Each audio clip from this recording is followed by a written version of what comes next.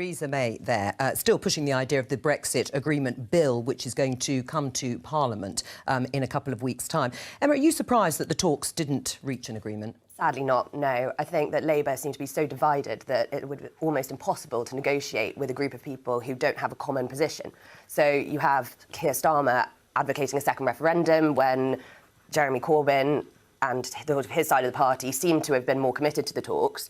I don't think there was really any chance from the beginning, but they did all have to try. Steve? Yeah, no, I agree with that. I mean, I think the talks are another example of the impossible obstacles that Brexit presents. Here are two groups of people theoretically aching to get some Brexit deal, but could never deliver. Theresa May, I'm told, at no point offered a customs union. There were sort of wordings around it. And at no point could Corbyn have delivered his parliamentary party to support a deal with the Conservatives. So, you know, you have a group of people who might every now and again say, oh, that's interesting, and that's interesting. They were doomed from the beginning. Do you think it was a mistake to enter the talks, both of you, in the first place?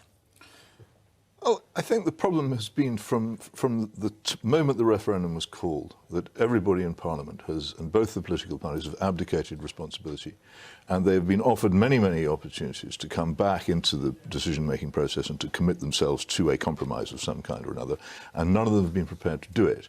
I think the attempt to have talks was a desperate measure. It was based on the idea that there was still something approaching proper parliamentary and party politics in this country, neither of which still exist. And what this demonstrates is that they have both gone.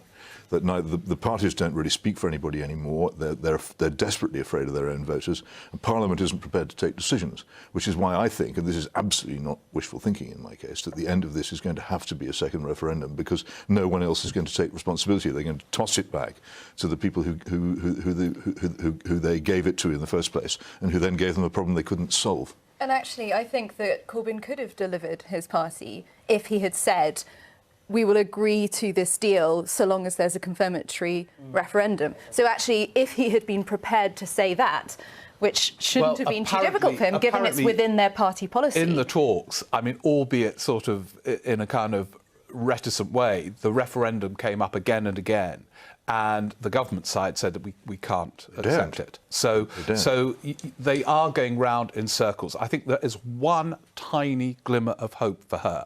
It's not her side. There's going to be a bigger revolt on her side. But there is a possibility, I think they would be mistaken in doing so, of a Labour revolt. There will clearly be a three-line whip against it from the Labour side.